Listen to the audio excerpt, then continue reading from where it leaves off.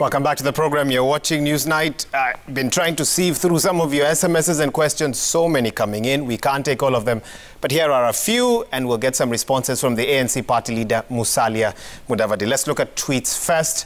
Okay, Alfred Makotsi, this one doesn't look like it requires a response. Honorable Musalia, very articulate and sober on the current state of our system. Kenya needs him. Happy birthday. Okay. No response there. But I'll get a response. I'll seek a response on this one immediately. Ben Muturi N1 says, but wasn't Mudavadi one of those who advocated for an increase in fuel tax? Didn't we see him sign for BBI? And then he turns to say, I told them so. Now he has said he is back in opposition. Since when? Party leader, let me get an immediate response from you on that one. First of all, I don't remember any clause in the BBI that was dealing with tax. So that is completely misplaced. But the second part of that statement? The second part of it. Did you sign? You signed to endorse? The BBI issue, I did append my signature to the need, because I did not agree with all the clauses, but I did agree with some that I thought would need reflection. So I will not run away from that. But don't you see how you'd confuse your supporters who saw you signing, which to them looked like a sort of complete endorsement of the process? No, no. Then later on came to say, I warned you. And I think it was the ombudsman issue that you said. I warned on some issues. I did warn that some of them could come to haunt. And was I right or wrong? I was right.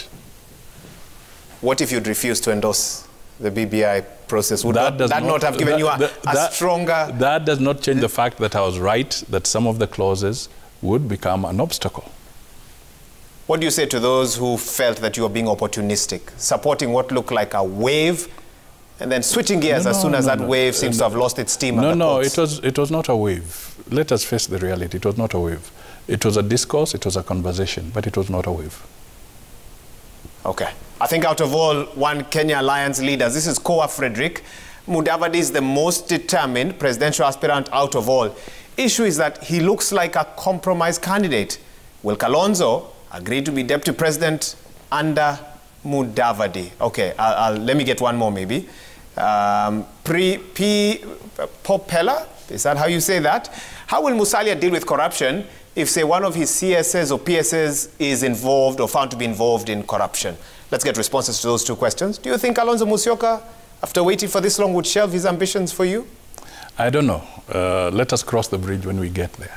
I mean, I'm curious. Those are not discussions you have when you are... No. I think that is, there's time for everything. And the time for making those decisions will come. Is it impossible for you to back someone this time around? Maybe let me ask you that. Is there no chance that you would support someone as their running mate? I have been very consistent that there is a process in the One Kenya. We are all popularizing our candidacy and popularizing our parties.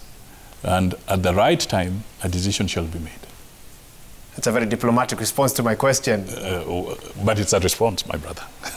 Okay. Bukusu 001 says, Musalia Mudavadi has failed to unite his brothers Oparanya, Eugene Wamalwa, Mukisa Kitui, so that they back him. What else will he do to gain the Mulembe Nation support where he has failed to marshal the majority to support him? You're spending a lot of time in central Kenya, and one media outlet recently said that your backyard is shaky. I think we should look at the voter. The voter is the critical person. All right? Let us not dwell on looking at individual personalities and think that they do necessarily symbolize the unity of a particular region. I'll give myself as an example. Let me give myself as an example. All right? Very practical. In 2002, I was a leader. I was even the vice president. I backed Uhuru. And I was a leader born in Western Kenya. But at the end of the day, the voters had a different decision, regardless whether I'm a leader or not. All right? So what is critical? And I can tell you there's resolution in the minds of the voter. This time round, they're not going to rely on the individuals who may be holding public positions at this point in time. You can assure them that they won't support you, then a few months to the election, you tell them, no, let's back this gentleman. I can tell you this. I would be very happy if those personalities came out and said they wish to support me. But I can tell you, let us put our bet in the actual voter. Yule mwananchi, yule wa mashinani. All right? That is where the decision will be made. And the messaging and the communication I'm putting across is that let us target the voter. You're not fazed by the fact that you don't seem to have majority support from all leaders in your region. In the time I'm telling you, virtually, when I'm talking about 2002, virtually all the members of parliament in Western Province, me included, lost, regardless of what position we were holding, because the grassroots sentiment was different.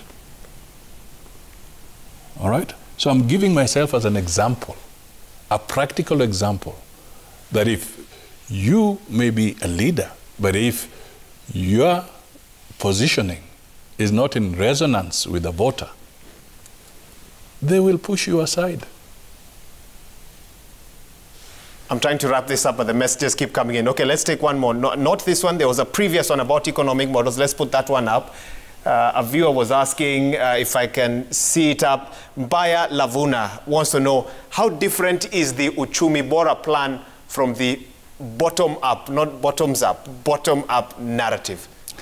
Kindly ask the party leader to elaborate. I think we have to be very practical, because at the end of the day, there's a lot of semantics in some of these things. All right? And how would you want to finance your programs? And we have said that one of the crises, and we're going to go through pain, is to make sure that we are realistic in the programs that we put on the table.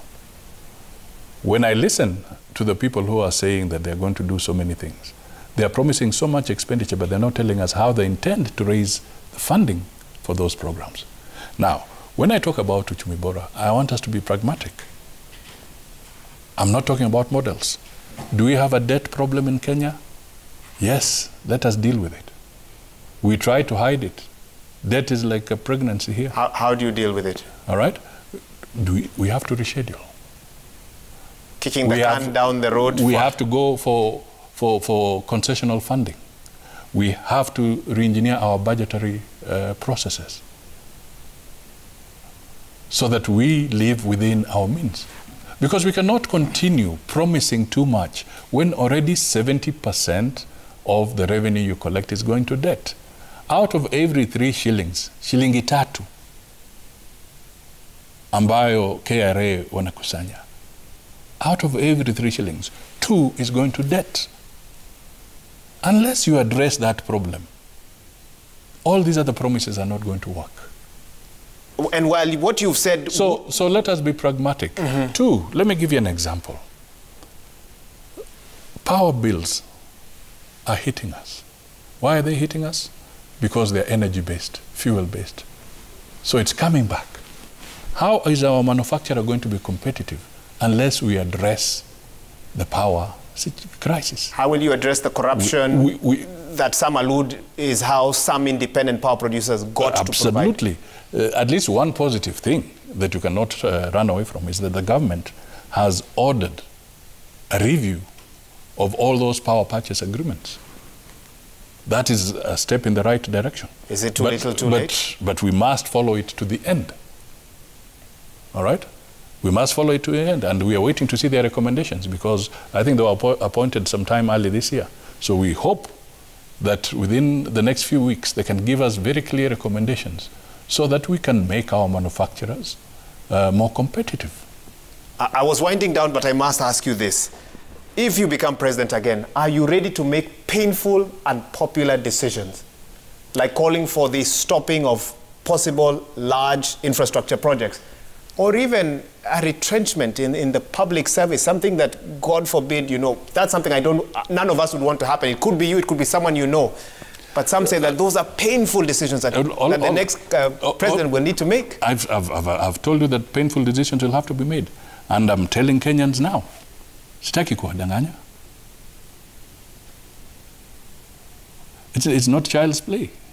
Are you ready to make those decisions? The tough decisions will have to be made. That's the fact of the matter.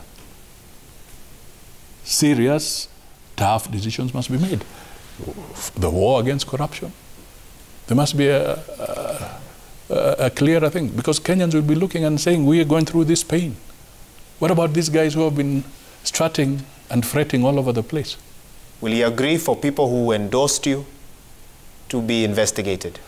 If they are involved in something that is untoward, whether you lose political capital or not, the key issue is that Kenya comes first.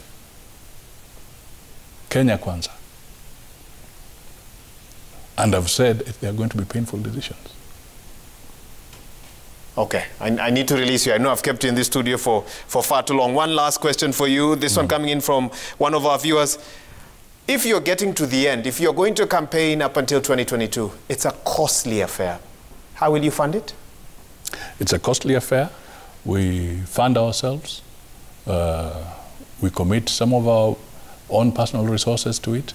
And also we have party members who chip in from time to time on the activities that we are putting out there. Can your savings and your party members mobilize at least 4 billion shillings? We hear that's you know, those are figures. Minimum of what you need to fund that. Those are figures that are bandied around. And I want to tell Kenyans that we should run away from looking at our electoral process as purely a financial issue. Politics in Kenya is not supposed to be the preserve of the rich. Ati matajiri peke yao ndio wanapata nafasi ya kuongoza taifa letu. We must wake up to the reality that all Kenyans must have a fair chance. Money is necessary for the logistics and so forth, but some of those figures are exaggerated, my brother. Okay, we're going to have to leave it there, but I must ask you this. When is the date of your presidential launch? Official. We are looking at the timetable of the IEBC. There's Alonzo Musyoka did something a month or two. I saw you there, actually. No. He launched his secretariat. He launched his secretariat. Right, okay. He had done something about his secretariat and he was doing it. All right. Not too long ago, I talked to my economic blueprint as well. And I told them this is what I think about my economic. But the official campaign process will have to conform with the IEBC timetable. So it's premature for now? Now we have to popularize ourselves, but it's not what you would call the official campaign. Okay. Right. One viewer has pestered me with this question and I'll throw it in. He wants to know from you what your take is on the CBC education system. It's very complicated, but one thing that is coming out clearly is that it seems there wasn't adequate stakeholder consultation. And we are going to face a bit of a crisis, not even a bit, quite a serious one, because there's going to be a double intake in 2023 and 2024 as the transition takes place. And this is going to call for massive investment in the educational infrastructure. You've told us there's no money. This evening we were seeing Sigalame and the other school. Ofafa Jericho. Ofafa Jericho. Yes. Do you know these are symptoms of pressure in the educational system? The capitation that is being put per student in secondary schools is not sufficient. Mark you, some of those schools are boarding. They have to feed those children. And all of a sudden, without increasing the capitation, you have increased the cost of fuel, which means food becomes more expensive. So these are issues that we must talk about, all right? And this is why I say, promise what you can deliver and deliver what you promise. That is what we should be extracting from our leaders. We're going to have to leave it there. I'm seeing more of your questions coming in, but we are going to have to put a stop to this. Well, he once described himself as Kenya's Messi. Will he dribble to the goal that is the 2022 general election? We're just going to have to wait to see. ANC Party Leader Musalia Mudavadi, are you going to dribble all the way? Well, this time I'll move away from football, but I just want us to acknowledge that there's one interesting young man, Ferdinand Omunyala. I'm actually told he's on the program tomorrow. This guy is becoming a sensation. Yes. I used to sprint. I also left a record in Nairobi School, 100 meters and 200 meters, when I was much more slender. But let us encourage this young man. Okay. Because he's doing us proud in an area where we have not been strong, the sprints. And you wish him well. You wish him well. He's going to be on JK Live tomorrow. Is that correct, Monica? Pass my regards to him and tell him we are praying for him. You will get his message direct. Are you the sprinter in politics? Well, watch me. Watch this space. He got what, 9.7? What was that? 7.7. 9.77 seconds, yes. Wow to the Americans. Yes. Are you going to wow Kenyans? I'm telling you, it is going to happen. It is going to happen. Nani kama mimi bana. I think we are going to leave it there. ANC Party Leader Musalia Mudavadi, thank you for your time this evening and for joining us. And to our viewers who've made this all possible, asante sana for having tuned in. Remember, 22422 is the SMS line, hashtag Newsnight. Let's keep engaging on those platforms, even if we have to finish with the broadcast right now. On behalf of the whole team that's made this broadcast possible, and our sign language interpreter this evening, Wilson Mushora, thank you for tuning in. Remember, we do this every Tuesday right here on Citizen TV. My name is Wahiga Mwaura. Have a good night. Stay safe. This is the show that you need to tune into when you need to know what's happening in the nation. We'll see you soon. Goodbye.